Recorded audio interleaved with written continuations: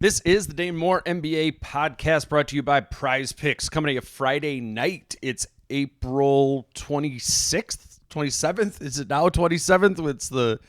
It's the morning after the Wolves 126-109 win in Phoenix on Friday night in Game 3. The Wolves are up 3-0 in this series with a chance to go for the sweep on Sunday night. I'm here with Kyle Theige. What's up, Kyle? Kyle and Dane after dark, 1 a.m. We got to keep this somewhat condensed because you have a flight in a couple hours and no YouTube. Just back to the good old days, sitting in a hotel room after what was another just incredible performance. Just watched a team shut a lot of doubters up and another team just kind of lose their soul, like in a cartoon, where you just kind of see it like when they die and then it just kind of floats above them. Incredible statement, really, truly, like an incredible statement. I asked Finch after the game, but the thing that was the biggest takeaway for me, and we'll get into everything, was that biggest game of the season for the Phoenix Suns, most pivotal game. You're down 2-0, you come home. Thought it was a pretty good crowd to start, and the Wolves led from the opening tip to the final buzzer. That's a statement win. We are brought to you by Prize Picks, PrizePicks.com, and the Prize Picks app. I was all in on Jaden McDaniels more than 10.5 points in this game. That did not happen. But did he score? He had 5 points. Okay. I just looked it up before we did this. Anthony Edwards, that has been a good one to ride on there. I do think in the playoffs with Prize Picks, it is a good and fun time. You kind of you got to feel for like how a series is going and being able to point. I mean, I guess I was not right with my pointing and picking of Jaden McDaniels for this game. But, there will be a full slate up for Game 4 of Wolves Suns if you're looking at this in the morning, obviously in advance of Sunday's game. But, yeah, check it out for the games on Saturday and baseball, all the other things. PrizePicks.com, PrizePicks app, promo code Dane. Kyle, yeah, I think I was thinking – once we got to the fourth quarter, of the game, and the game was pretty much in hand, I was trying in my head to think about whether it was that game or just in the series thus far, what has been most important. Anthony Edwards and his offensive playmaking ability, and that's just sort of leveling up in this series to a whole nother level through the way in which they're guarding him, or Rudy Gobert's defense and what that has meant for just kind of, to me, it just seems to so stabilize this team. And the answer probably is you don't have to choose, right? Right. And you probably need to have both to get to where this team wants to go. And it's getting believable that the levels and the aspirations that this team has had all season has been, saying to us since, December, that they thought that this team could be special, do something special. That's coming together in my mind now as I am seeing these things work in the context of the playoffs. Maybe specifically the Rudy's defense and obviously that kind of translating and carrying over from the regular season to the playoffs. And then the Ant one is more surprising to me. And that was always sort of my hesitation when I privately in my head was like, could I really see this team going somewhere? I was always like, I think Ant has a couple more stages of maturity that he has to get to, before the Wolves can really go and do something special, go on a run. And I think what we've learned in these first 3 games is when a player is 22 years old, they can make those jumps quickly. Almost like unexpectedly. That was the thing I was very laser focused on in the series going into it was Ant, and knowing the way that Phoenix was going to guard him and what his level of discipline of playing against that coverage would be, just trying to take him away versus him wanting to just kind of fight it so as to get his 30 plus points a game. I didn't think Ant had it in him, honestly. And not as a judgmental thing or like a criticism. Part of I don't think I did either. But also because you don't, and it's really important because Rudy Gobert said it tonight. Not just me, and I say it all the time, but Rudy Gobert said it tonight. He's 22. Right. And, like, to have that level of understanding, and I asked Rudy after the game, like, what do you think the biggest leap is that Ant's made this year compared to last year when you first kind of met him? And his first word of his mouth was playmaking. So, I mean, you look at the box score tonight. He finishes Ant with 36 points on 12 of 23 shooting, 9 rebounds. Want to talk about that in a sec. But get this, he only had 5 assists. You watch that game again tomorrow. He had 8 hockey assists. Like, he gets off the ball, which then gets to someone, Mike or Nikhil, and then it swings to the corner, and it was just an automatic 3. And we joked about this in early April, right? That dumb analogy about when it's raining, the kid knew what to do, but he didn't know what to do when he saw the rain coming. Like that gap help, that triangle we talked about. No, he solved that too. And if that's what he's going to do at 22, and Ant and Rudy talked post-game about how much film Ant watches now, I mean, we've watched every single game Anthony Edwards has played in his 4 years here, and he's still exceeded everyone's expectations. Yeah, I think it's I thought at some point in Ant's career he would be a coverage breaker, right? Yeah, like 26. Yeah, that like there was like Luka's that's what I kind of think of. Like Luka is the ball in his hands guy who if you're coaching against him, you're trying to think of what is the coverage we can put against him that's going to hurt us the least, knowing that he's going to hurt you no matter what, right? And with Ant, it wasn't that. Obviously, he's special in ways that Luka isn't physically. But there have been times over the first 4 or 5 years of his career where he's been taken out of games due to the coverage and the attention that he received. And I just think it's so big that something has happened here in the last 2 or 3 months where Finch convinced him, other coaches convinced him, he convinced himself, or he just learned that, like, this is the way. This is the way to do it, and to trust that, not like involving your teammates just to involve them and get them a rhythm, but to break the way in which the coverage is against him. You needed to play smart. You needed to think basketball. And at 22 years old, Anthony Edwards is thinking basketball, and I think that is why the Wolves are sitting here at 3-0, in a series that they were underdogs in coming into it. I don't think we knew this was coming from Ant. I think we could see Ant having a big playoffs, but specifically Ant thinking a big playoffs, that's so huge to me. I don't think Anthony Edwards lacks confidence. I think we kind of knew that from the day he showed up on Zoom. But being here in Phoenix and being around the team today, and I know you're at shoot-around this morning and stuff, because I saw like Wolf Social and stuff posted some things. He just looked like he just was vibing. Like all morning at shoot-around, before the game, he was vibing. And he has so much confidence now back to this whole ability to see the rain. Like he believes, I mean, he obviously believes in himself, but he knows now that he is reading these coverages like the best quarterbacks in the league. Like and Finch talked about it too. Like he's just some of the best basketball he's ever seen him play, and how far he's come, and because of all the film he watched. I mean, do you think Anthony Edwards watched film as a rookie? You know what I mean? Like, I mean, in all seriousness, like I remember asking him about that after like his rookie and second year. Like it was like his second year. He said one time like, "Oh, I'm starting to watch film," or like so and so send to me these, and what it was, if I'm remembering correctly, is he was like, I watch film on the training table when I get stretched out before the games. Like that was like, he was like, sure, I'm watching it now, and there's to be a real film watcher and to really learn from it and grow from it. Obviously it takes a little bit more than like the 8 minutes you're on the table before the games. And I think again, that's a testament to the coaching staff and the people around him too, of, presenting that to him in a way in which he wanted to become a learner, Mm-hmm. Yeah. And yeah, I mean, and maybe it's me being a little unfair too. You'd see kind of his seemingly casual way he carries himself, joking around and all that and stuff. And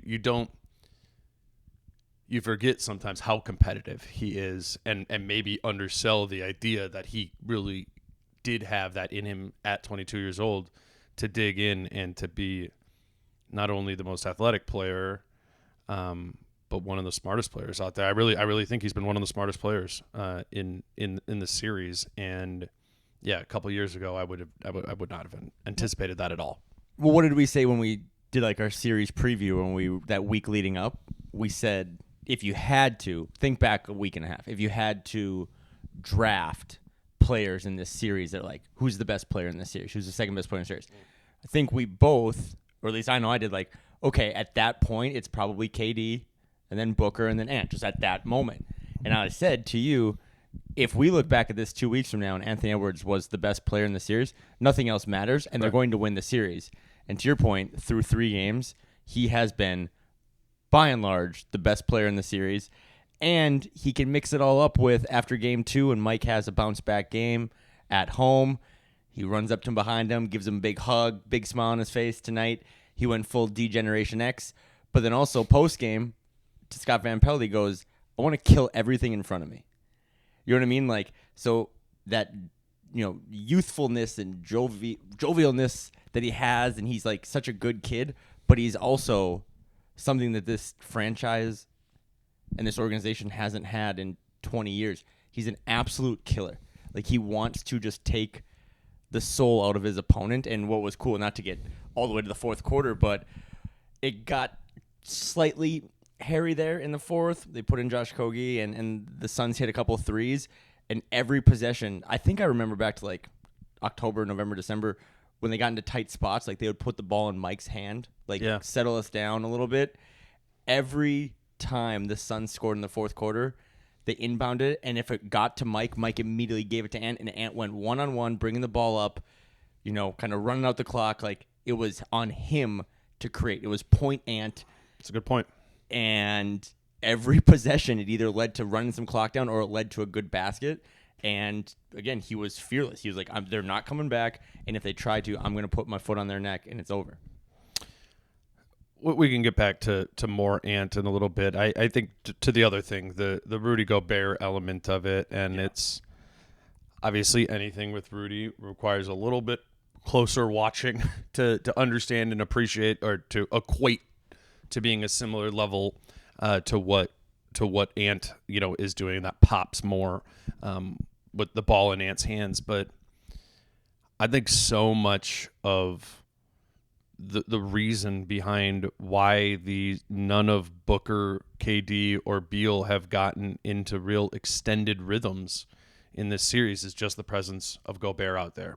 Just one time where they do beat their man, and I just like one Booker play comes to mind for me. I don't know if he got by Jaden or Nikhil, and he just kind of gets down into the lane, and Rudy's just over there enough to get him to never mind it, and he gets back to it, and then it ends up being back in Booker's hands, and then he isolates on Rudy. Rudy contests it, and he misses it. There's the consistency of Rudy's defense is what I think is making this team so consistent, and without that like baseline allows for Ant to sort of elevate them. I think it is really the two of them playing off of each other.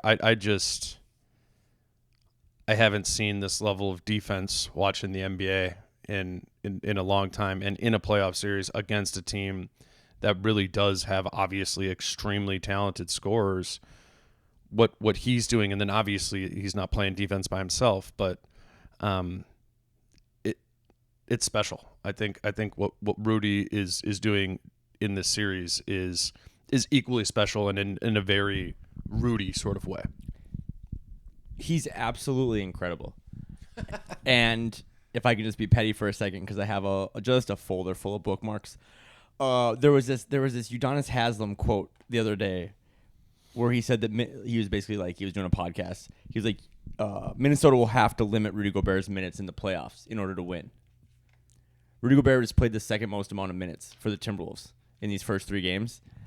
And the only reason he hasn't played more is probably just because it was, again, not blowouts, but they've won every game by double digits. He is absolutely incredible. He had 4 offensive rebounds tonight. I think rebounding in general was a big story tonight. Again, obviously Phoenix went small in the second half to try to figure it out, but they were out-rebounded 50-28. The Wolves had 15 offensive rebounds. Carl had 5, by the way. Put a pin in that for later. The Suns themselves had 5. And Finch said it post-game, like, not all of the offensive rebounds were Rudy's, but he had ones he didn't get credit for. Like, he's just so active on offense when he's not even getting the ball. And then on defense, that possession you brought up, or just there's a couple of times where the Wolves went to zone with both the starters out there and then kind of mixed rotations and lineups. And I'd kind of nudge you, like, he had that contest on Beal where he's running all the way from baseline to baseline, or from like corner baseline to the other corner, just to get a contest. And he's not getting the block, but it's just like that contest when a 7'3" dude is getting up in your face and they miss those shots. Like, he just busts his ass. And I have no idea where they'd be without him. But to just think about the first time I was covering this team in the playoffs against the Grizzlies and they're getting out-rebounded, they just have embraced their size. And the biggest player on the team is Rudy. It's just he had, I think, 14 rebounds again tonight. It was just truly incredible. His screen setting, his attention on, like, the perimeter. I mean, I don't know. I have nothing else to say about him other than I just kept watching him play, man, and thinking time and time again. Well, that's the thing. It's if you're watching him play, if you're actually watching it, which obviously Udonis Haslem knows more about basketball in the NBA than you and I combined, but he has not watched Rudy Gobert consistently in the way that we have. And so, this isn't going to go away, and I think it's going to be, if it's next round against Denver or whoever down the line, like, people are going to continue to say this stuff about Rudy. And honestly, like, my advice would be, like, let them. Like, let people think that this is a non-weapon, when in fact, and I think it is fair to say, in fact, he is a defensive weapon no matter what, no matter the coverage, no matter the personnel that they're playing against. There's some teams and some coverages he's more of a weapon in, for sure. But what he's proven in this series is he remains weaponized, regardless of the personnel that Phoenix puts out there, regardless of the coverage that they're asking them to do. Like, I don't know, man. Let people think that he's that he can't do it, because it's just getting to the point where if you're watching, it's pretty obvious he can't. There was a play when the Wolves were up 106-92 with 6:40 something left in the fourth quarter, and the Suns were kind of making a little run, right? They kind of had one last bit of life, led by Josh Okogie. I think Brad Beal drives to the rim. Rudy contests it at the rim.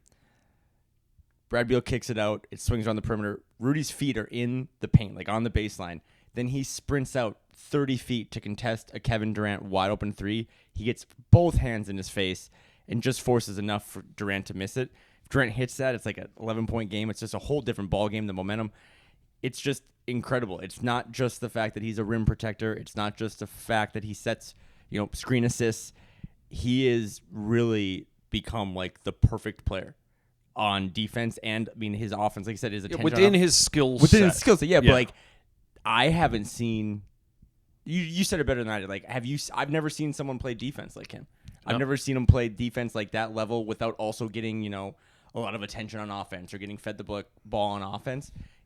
It's really, really incredible, and this team would not even remotely, I don't think, despite all the cool stuff that Anson, they wouldn't be where they are now. And I still think, like, going back now, thinking about first quarter, second quarter, third quarter, there's still a lot of opportunities for this team to kind of improve or get better. Yeah. I don't think this was a flawless game tonight, despite the fact that they won it by double digits. That there's a lot of tweaks they could do. I don't think the first quarter was good at all, but overall their composure is kind of what led them to close this thing out. And I think Rudy just does provide that composure, that stability, sure, whatever. Dude, he was doing pregame in the locker room. He's just like doing crunches and like meditating. Like that's like just got like 30 crunches in and is like breathing. It's like he, as much credit as Mike gets for being kind of the calming force of this team, I think Rudy has really, even in his 30s, like grown as a calming influence when things go haywire, especially in that first quarter, which was one of the most frantic first quarters I've ever watched in basketball. Physical. He was,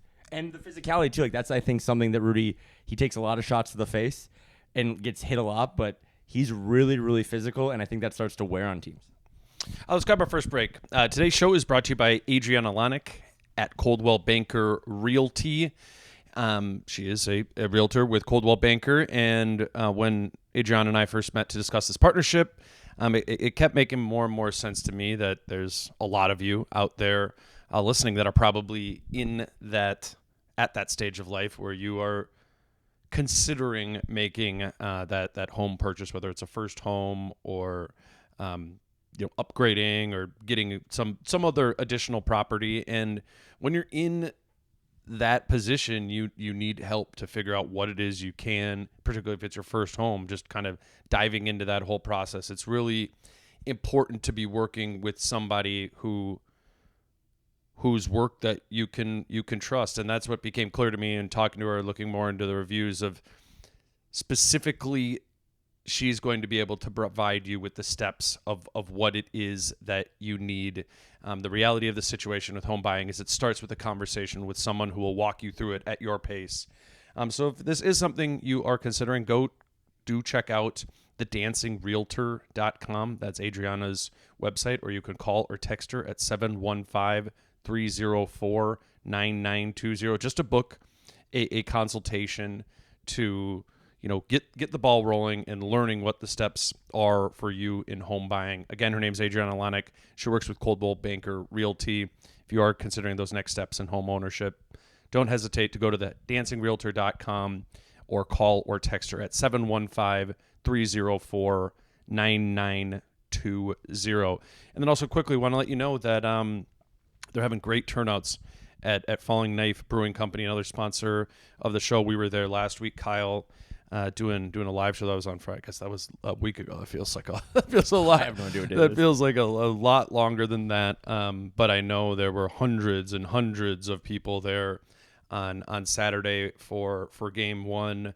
They have the tap room with the projector screens, which we've seen and watched games in there before too. But for these playoffs games, particularly with the weather a little bit nicer, they have a patio. They have this big TV truck out there to watch the games on. You can you bring your own lawn chair. I think it's kind of like a movie in the park sort of situation. Except but it's the greatest movie of all time. This team is awesome. The vibes are sensational. Falling Knife has awesome beer. I swear by it. You swear by it.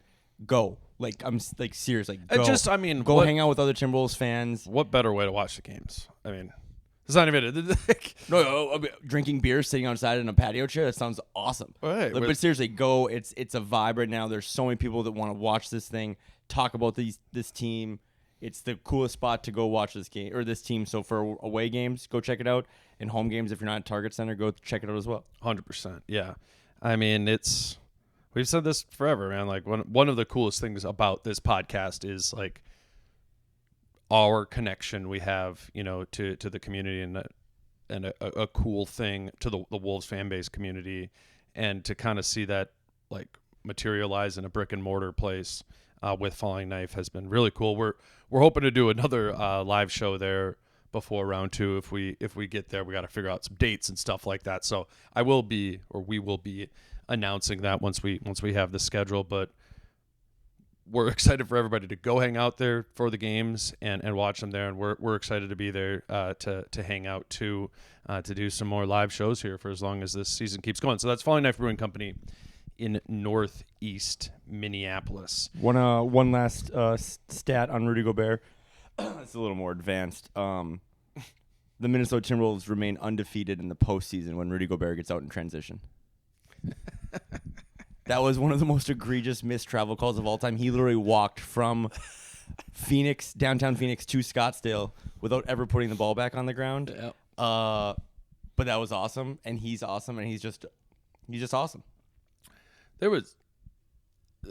I have a game with so much. I don't even want to say there were missed calls because it was just like a decision to not call stuff. It felt like in the game, and I'm not complaining one way or the other. Like I was just like, whoa.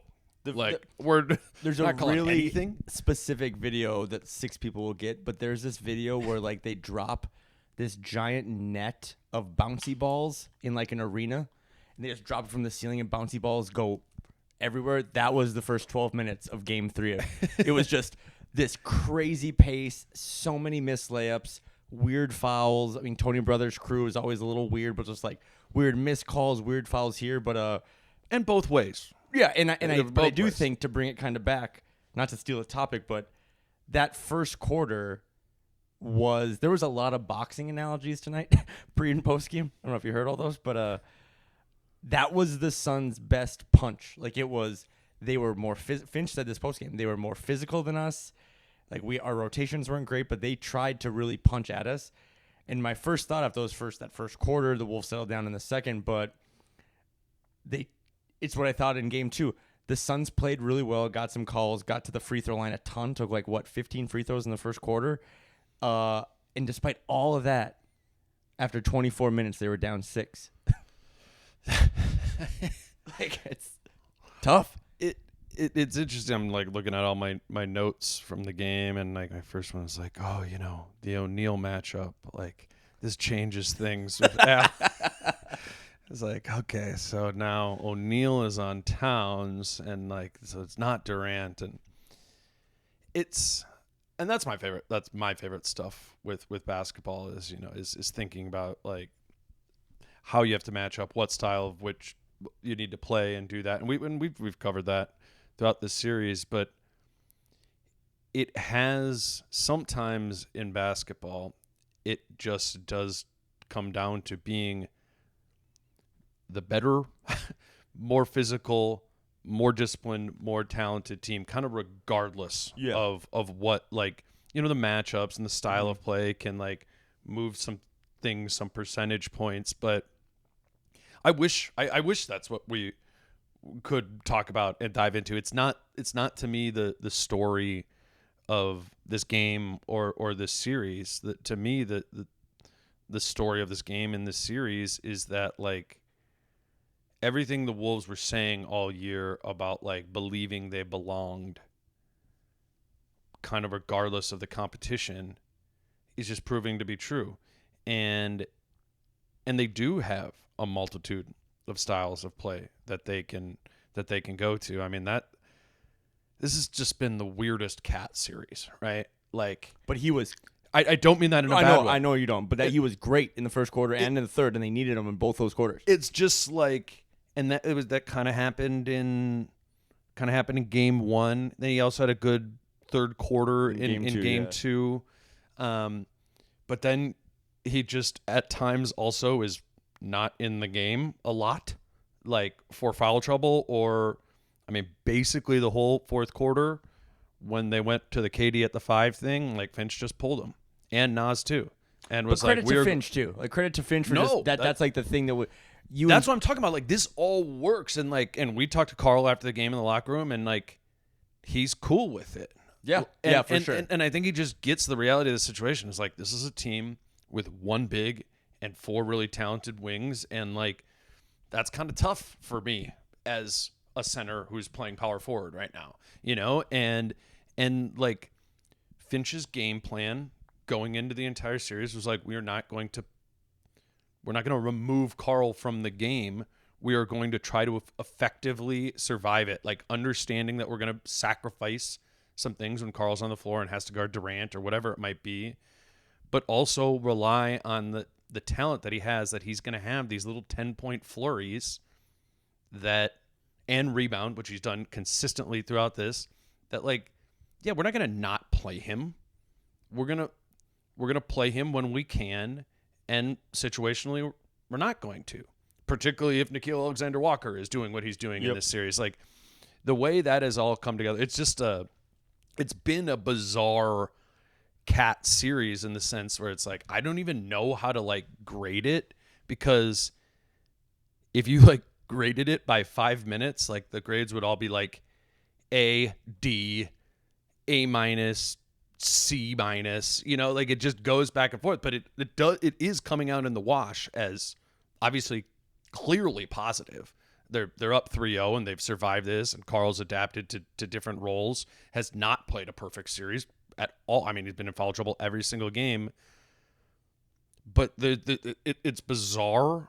It's a bizarre rhythm to every one of his games, and it's just interesting that rhythm is kind of working also within the context of the greater group. And two, now I don't think it's that ridiculous to start kind of sort of thinking about the next round we know how important Carl's going to be in in that series, and so there's a value of starting to, using the series to reintegrate him, to keep him involved in the mix, to grow him, to establish a confidence, because this team's goal is not to go to Denver and have a competitive series and lose. Like that is not what Rudy Gobert is thinking. That is not what Mike Conley is thinking. That's not what Anthony Edwards is. It's not what Karl Anthony Towns is thinking.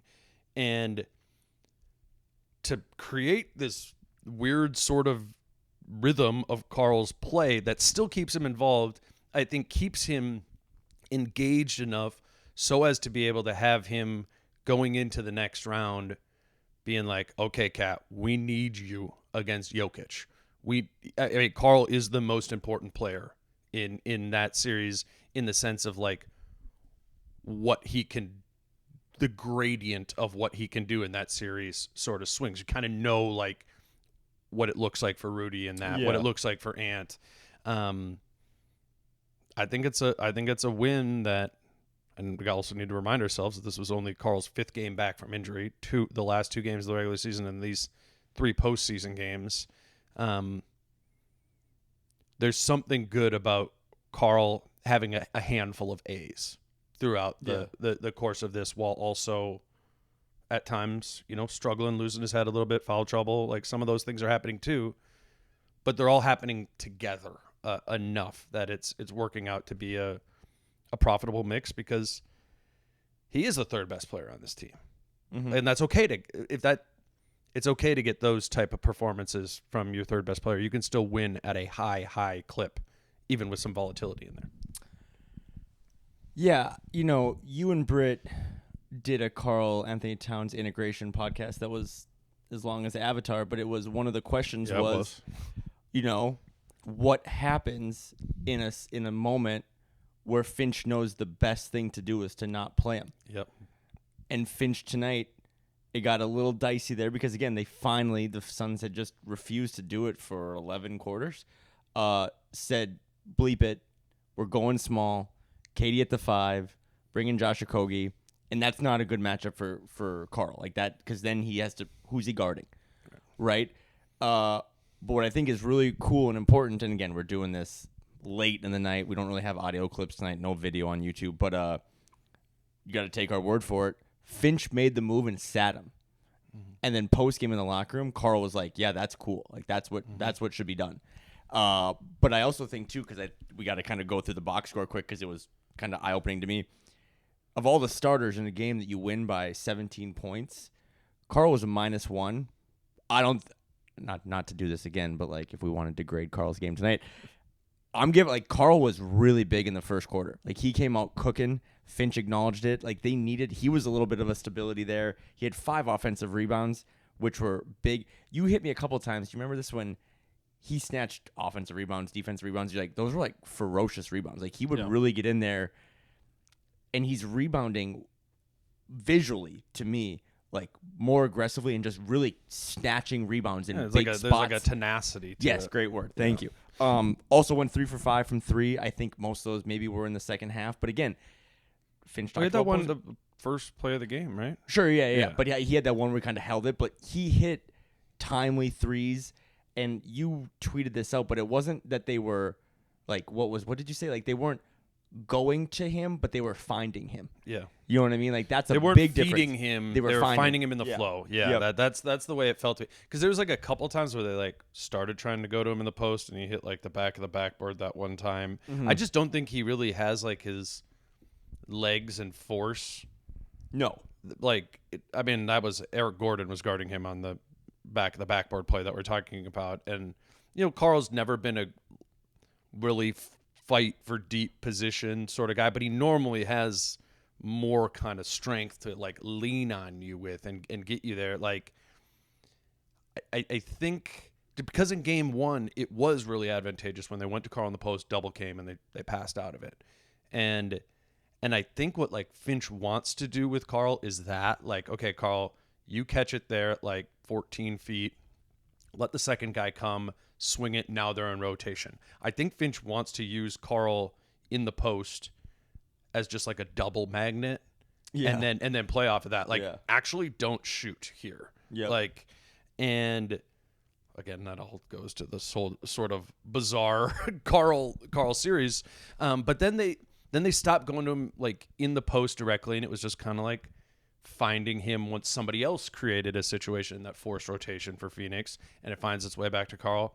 I mean, Carl take like 3 or 4 wide open top of the key threes in this game. You know, that's finding him in the flow. That's Phoenix losing him and finding him there, rather than just, it's just not a serious, and quite frankly, it's just not a Timberwolves team that needs to feed Carl in the direct sense of like, okay, here, one-on-one, go. Like, the Wolves offense doesn't need that. And even if it's 6'3" Eric Gordon guarding him, like, they don't need to go to that for points, right? Like, they need him to just be part of the flow, and he has been. We don't have audio clips because we are doing this right after the game, but I did want to read this Cat quote. Finch told us a couple weeks back, before asked about the Cat reintegration. I think I did, and about reintegrating Cat, and he's like, Cat's actually already come to me with like a handful of things, of ways in which he thinks he can fit into the style of which they're playing, the style with which they were playing with Naz Reid at the 4. So I asked Cat in the locker room after the game, like, what were those ideas that you presented to Finch? And he said, quote, just sacrificing. Naz did a great job of having the ball flow through him and capitalizing on opportunities when he could shoot, and I wanted to be able to do that even more. So I think one of the things was just be even more unselfish with the ball and letting the game dictate if I was going to get 30, 40, or if not. If it doesn't dictate that I'm going to get one of those nights, it's okay. It's okay to be in a situation where you're playing these games like we have and found ourselves on the winning end. Everything is worth it then. Carl has historically given some quotes that I don't think, it was like he tried to put a quote behind an idea of what maybe he thought people wanted to hear. I've covered him for 7 years. I think that happened. I don't think that's what Carl's doing now. I think Carl understands that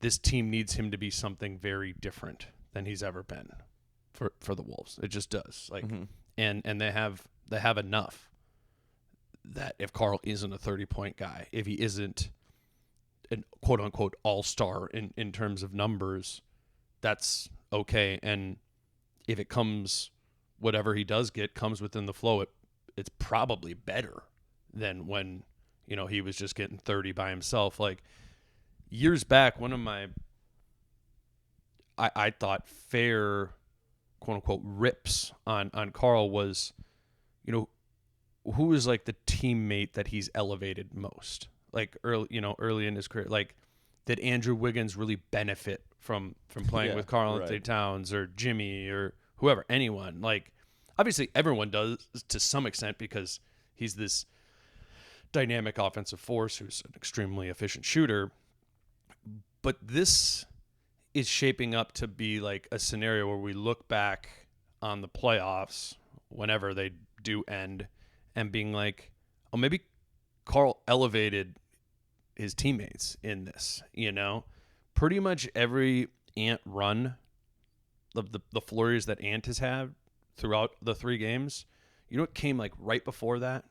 Couple Carl buckets. Yep. Because that's what it takes to break up that coverage we're talking about against Ant. Like, you cannot guard Ant that way and give Cat the proper attention that he needs. It hasn't been consistent enough, again, but like, there's something materializing there that is wholly new and different than we've seen from Carl before. And again, looking ahead in the playoffs, like, if that, whatever that is, holds, that's how you like convince yourself that, yeah, like, this team can maybe be competitive with a Denver. Didn't you just describe the evolution of becoming a winning player? Which maybe. is, you know what I mean? Like, which is something that, like, I think has been a big knock on Carl in the past is just, you know, he's not a winning player. Mm-hmm. And I think it's still teenage-ish in the terms of when you had those growing pains, you know, like where your arm's a little too long for the rest of your body. I think he's still trying to figure it out. But back to your point about his performance tonight, and this was the reason I gave him that A after game one turnover. That's a big deal. Like he's not forcing it in the word we keep using, the flow of everything. He's just go back and watch that game on Saturday morning or whenever anyone listening to this wakes up. Like those 5 offensive rebounds were big. And I think at least off the top of my head, 3 or 4 of them led to buckets. Like he's just kind of becoming a weird Swiss Army knife for this team of doing whatever this team needs. And you're right, like those Ant flurries, those Ant kill shots, like, you know, the Ant knockout comes from Carl just jabbing and giving guys jabs and jabs and jabs. So I thought he played well. Again, the foul trouble was annoying because Carl has done a lot of foul trouble in his career. Yeah. But I think the first quarter Triggers the arthritis. But Rudy Gobert had foul trouble, and Mike Conley had 5, and Nikhil had 5, and Jaden had 5. Like, they just band of brothers did, and we're like, we'll just continue to, you know, keep throwing more guys out there. I mean, Kyle Anderson got out there and gave some minutes. So, yeah, I don't know. I just thought it was another – I really did. Like, I really sincerely thought it was a really good Carl game. And then, again, for me, being on the road, being in that locker room pregame and postgame, he's bought in. And you can't gloss over the fact that a month ago or before the season started, especially from a national level and stuff, like, people doubted that he would do that. They doubted that he would, you know, let Ant take the baton, or that, like, he is kind of bought into all that stuff. I know people don't love the word sacrifice, but I think he sacrificed, and it's for the betterment of the team, and everyone contributed tonight. We got to talk about Nikhil still, but he gave them big jolts when they needed it, especially in that first quarter when the Suns threw their best haymaker at the Wolves, and they didn't wilt. They punched back, and then the third quarter, when we kind of thought, like, okay, it's a 8-point lead, 6-point lead, like if they come out here and get a little run going, it might deflate the Suns. And for all intents and purposes, it did. Mm-hmm. Like, I know they made a run in the fourth, but they came out in the third, and just these third quarters now have become magic pixie dust for this team. Right. I think one of my favorite things about this team is its ability to sort of shape shift from like a size standpoint of like what's on the floor. And in games 1 and 2, so much of that was like, all right, shape shifting away from being a double big team. And they did that by, you know, kind of putting in Nikhil for Cat in many ways. And you know, now you're running sort of like these 4 wing, 1 big lineups more. I mean, I'm a weirdo and like track the rotations throughout the game, but it'll just be like sometimes I'll be typing it in and I'll be like, Morris and Conley in for Reed and Towns. And it's like, what? Like, yeah. And then you go, oh, okay, well, like Rudy's still out there, so now they just have 2 points. You know, like they have a way of making that stuff make sense, and they've kind of done that throughout the season. And the Nikhil one is the main one of that, of being like, okay, like that we're switching from being a big team to a 4 wings and 1 big team. I thought another one that is just like smaller tonight, but in the first quarter, 8 minutes into the game, Carl and Rudy are both on the bench with 2 fouls. And the Wolves have to shapeshift into a different style of bigs look, and they go with Naz Reid at the 5 and Kyle Anderson at the 4, or whoever you want to consider the 5 there. They go to that front court, and they won those minutes for the rest of the quarter. And how many team, like pretty much any other team in the league, when their center and backup center like get in foul trouble like that, they kind of have to go to like their Luka Garza, you know? And the Wolves don't have to do that because they can play. Like Naz could have even gotten 2 fouls and they would have been like, all right, we'll just go with Kyle at the 5 here. Jaden will play the 4. And like there's there's a seamless nature of the positioning of how this team works that you really wouldn't expect looking at the roster that has 5 centers on it. It seems like this team that's committed to being big and all those sort of things. But they really have an ability to take on different looks necessary for what the game dictates. And we saw that during the regular season. That was kind of one of those things where I'm like, maybe that doesn't translate to the playoffs. It has. It has in a big way with Nickeil and in a small way tonight with Naz and Kyle, but it's kind of like the continuation of that. I think this team can shapeshift, and there's a lot of value in that. Through 3 playoff games for the Timberwolves, Nickeil Alexander-Walker, who was by all intents and purposes a throw-in in the D'Angelo Russell for Mike Conley trade, is a plus 65. Yeah. That's insane. So D'Angelo Russell will be a free agent this summer, and Nickeil will not be. I'm for some reason like really hyper focused on this question of how much money would Nickeil Alexander-Walker make, like if he was a free agent. A 4th tranche. he gets 36% equity in the team. Wouldn't Nickeil Alexander-Walker get more in free agency than D'Angelo Russell this summer? I'm not even shitting on D'Angelo Russell. I'm really not either because you're professional. I am going to privately, but like that is like Nickeil Alexander-Walker and D'Angelo Russell are the perfect example of like what's wrong with basketball analysis. Is that like D'Lo, ice in his vein, like hits these 3 like. Nickeil Alexander-Walker is one of the most winningest basketball players. I mean, 82 games this year. Mm-hmm. That's incredible. Like that's an actual real stat. And I don't mean that in the sense of like it's a number, but to play all those games and to play the way he does and then to get to talk to him post game, that dude is so humble. Oh. And he talks and acts like he is this veteran group of Mike at 36 and Rudy at 31 and Kyle in his 30s. He's like 25 years old. He is, we'll figure out all the salary cap stuff later, but like if you look at this roster, you have to be like, he is a foundational piece of what we do, because it's awesome to have the Ant and Jaden, MJ Scotty memes, but when you put Ant and Jaden and Nickeil all out there to defend, Ron Harper, it's incredible. Who's Steve Kerr? J-Mac. Yeah, for sure. It's really incredible. I think we touched on everything, and I mean everyone listening to this has watched all the Ant games, all 250 of them. Like, he's a super duper star. He's the best player in this series. He has just snatched the Team USA shooting guard chain away from Devin Booker. He has snatched the soul of the Slim Reaper in his idol Kevin Durant.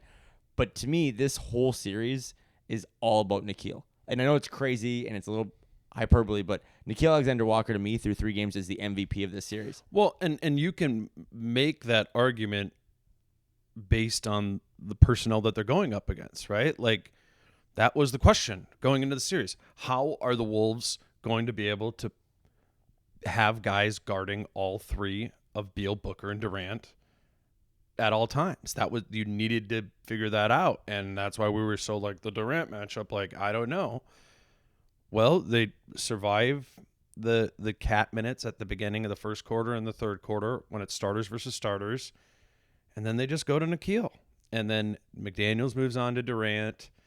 The Keel moves on to Booker, and Ant low-key done a really good job on Bradley Beal in this series too. Yeah, for sure. I mean, there's been a lot more attention to detail from Ant on that end of the floor too. Like, I still kind of contest that like Ant's a little bit of an overrated defender because he just, at least in regular season, because he just loses focus sometimes. Hasn't done that. I mean, that's why Nickeil is the MVP of the series, if you want to, or the X factor, or whatever the term you want to use on it is, because they needed that exact type of play against this Phoenix roster to be up 3-0. Like, it just would, there's like, I don't see how the Wolves get to 3-0 in this series if, Nickeil would have like rolled his ankle in game 82 and wasn't was unavailable for this series. Like I don't think it's possible for them to have done what they've done in this series without Nickeil playing and playing the way he has. Do you remember post game in the locker room when we were interviewing Mike and Nickeil? I think Pierre asked him, "You're up 3-0. At this time last year, you were down 3-0. What's changed?" And again, Nickeil, you can comment on this more than I can, but I just think Nickeil is the best quote on the team because he's so reflective, and I think at 25 he's been through a lot already. He's been a bust for more, like he was a bust and he was forgotten about, and now he makes as much this year as Bradley Beal makes in 2 weeks. But he said, like, what's the difference between last year and this year? And he goes, everyone got better. Like, It's crazy. He goes, everyone this summer took it to heart and they got better. And he joked, when I came to training camp, I thought I might not play this season. Yeah, I did say that. Now he's a plus 65 and this team is, one win away again. They asked Ant post game, like, do you think you've snatched the soul of your opponent? He's like, we haven't snatched anything. We haven't snatched the soul of anyone until we win this fourth game. But he's not the heart and soul of the team. He's not the best defensive player. He's not the best offensive player. He's a hell of a shooter, though. Took 10 shots tonight, Nickeil. All 10 of them were threes. Yeah. But he is just, okay, MVP was a little over the top, but he has been hands down the X factor for this team. And his ability to just, I think when you talk about being malleable or having these different rotations and lineups, I think Nickeil is all about that. He can come in and play point guard. He can play the three. He can do whatever. You can throw him on KD in one possession, Bradley Beal the next, and then he can front Nurkic in a possession. Because he's gonna fight. Because he was a bust. You know what I mean? Like he knows what it's like to be looking down there and be like, to your point, how much money would he make on the open market this year?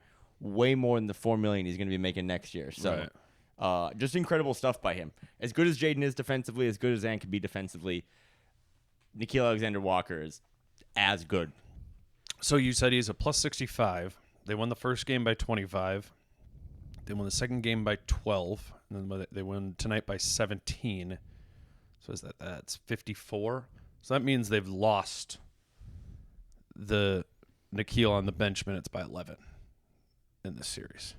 It's 2 a.m. Yeah, that math sounds right. I don't know. No, but that's crazy. It's crazy that you could be up 3-0 and it is. Have a player that is a... And I've been hard on him. He's such a stud. Like, there were Naz Reid towels in the arena tonight. Shout out to this fan base for traveling. I thought there was a lot of Timberwolves fans at the Footprint Center tonight, or whatever they call it. But you kind of look at the box score again. Kyle gave him 8 minutes. They were He looked better, but at least he could get out there. This is not a Kyle Anderson series. They're going to need Kyle Anderson in the next series against, hypothetically Denver if both teams make it that far.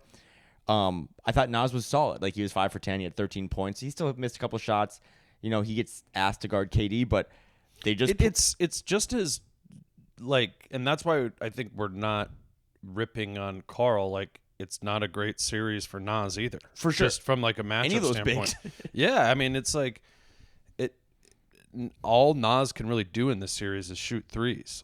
They're in the lane, and when he drives, there's bodies there, and he's being guarded often by, a Royce O'Neal or a Durant or somebody like that who can move their feet with him.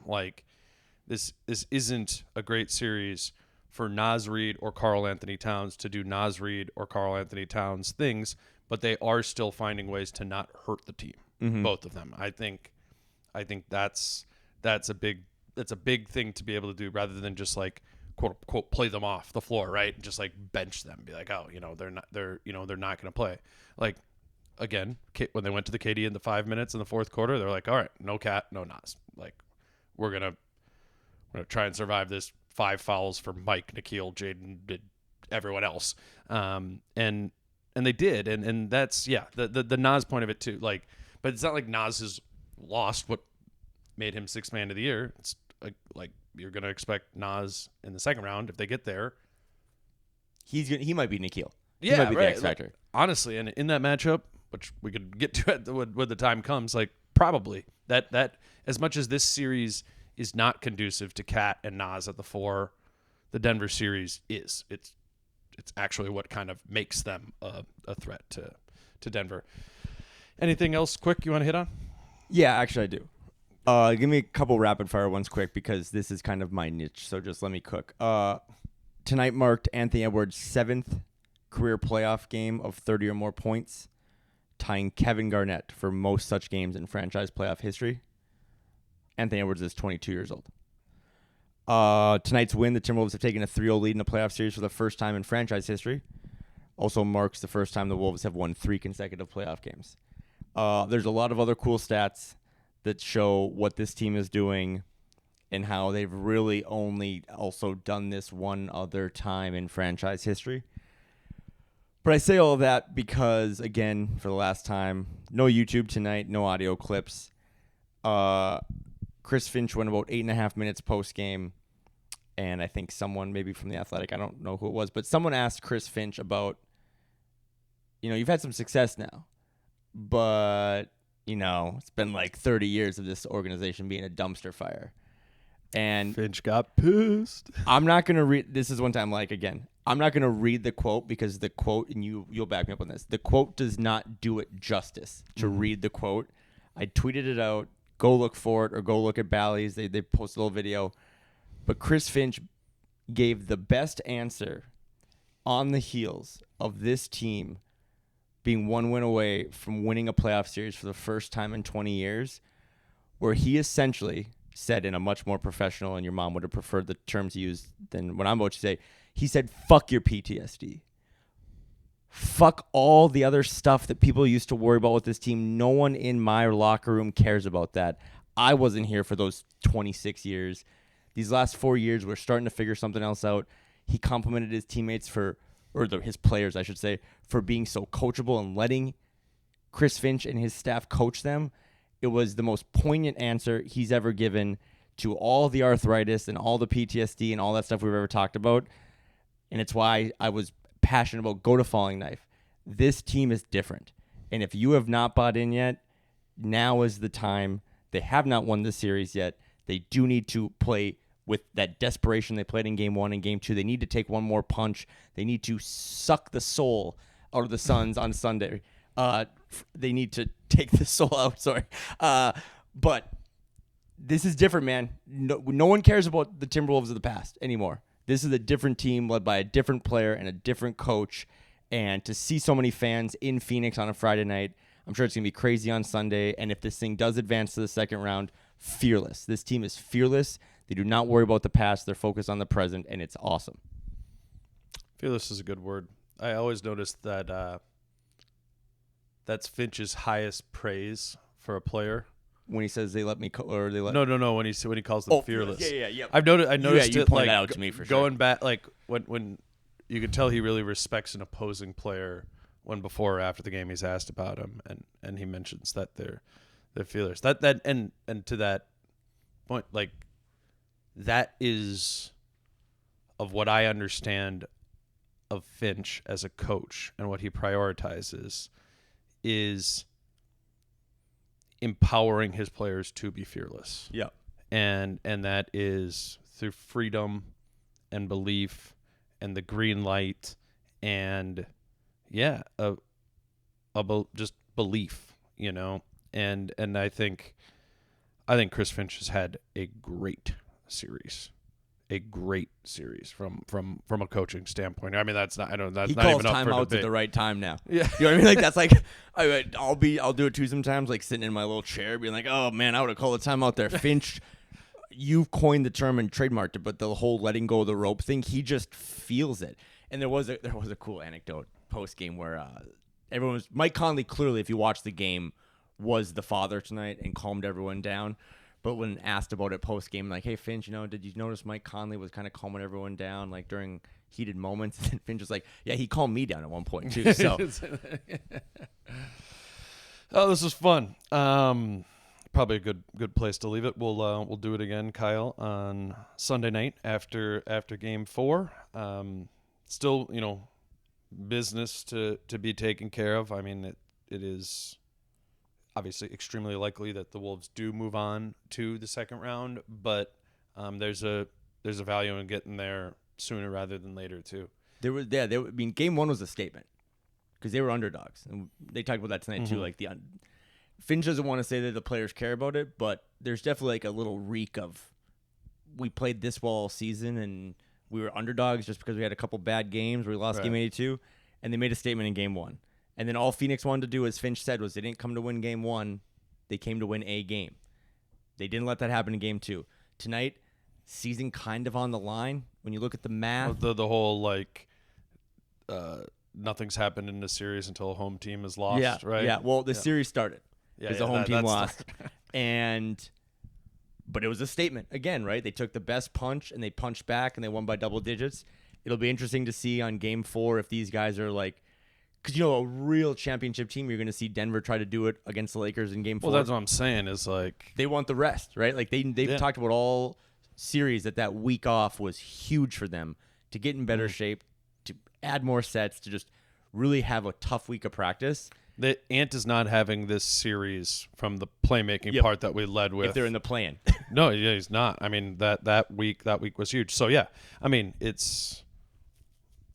would be a lot of value, I think, to taking care of it on Sunday. And to your glass jaw analogy, like, if it's glass, like, they could break it, in the first quarter or the first half on Sunday. And in the locker room.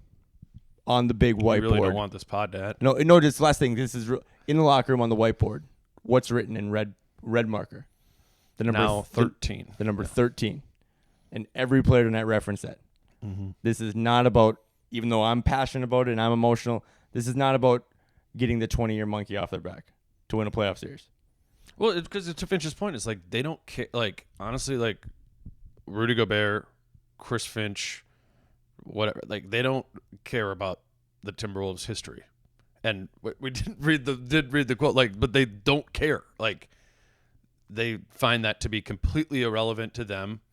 It is relevant to the fan base, obviously, but they're like, why would I invest any energy in that? Like, those guys look around the locker room, and again, they have been for 4 months, being like, yes, this is a team that has enough, and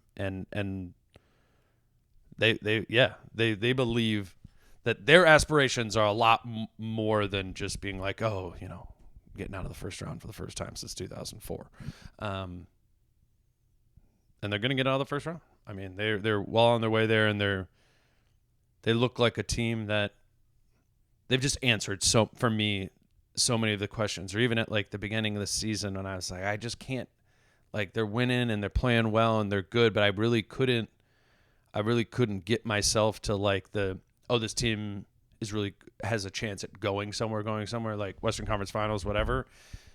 And I guess maybe to bring it full circle, the biggest thing to me is Ant.